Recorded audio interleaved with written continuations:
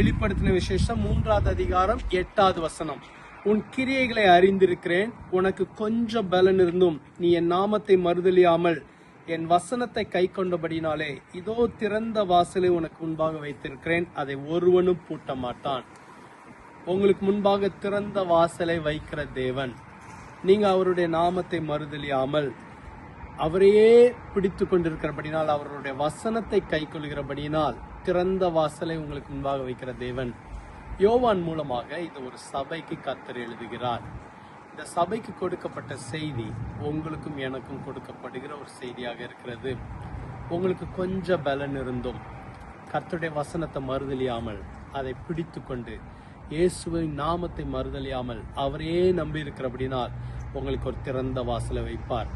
பூட்டப்பட்டிருக்கிற கதவுகளை கர்த்தர் உங்களுக்காக திறப்பார். ஒருவரும் பூட்டக்கூடாதபடிக்கு கதவுகளை திறந்து வைப்பார். பல கதவுகளை நீங்க தட்டி திறக்காமல் அது நீங்க சோர்ந்து போயிருக்கலாம். ஆனா கர்த்தர் ஒரு திறந்த வாசலை உங்களுக்கு வைப்பார். அவரையே படித்துக் கொள்ளுங்கள், அவரையே பற்றிக் கொள்ளுங்க, அவருடைய வசனத்தை விசுவாசிங்க, உங்களுக்காக ஒரு திறந்த வாசலை வைப்பார். ஜெபிக்கலாமா?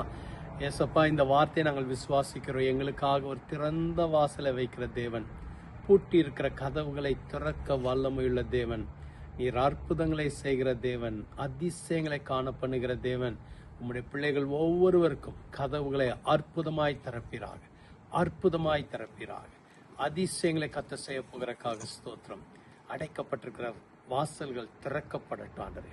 சீக்கிரத்திலே கதவுகளை திறப்பீராக. இயேசுவின் மூலம் ஜெபிக்கிறோம் பிதாவே, ஆமென். கர்த்தர் உங்களை ஆசீர்வதிப்பார். ஆமென்.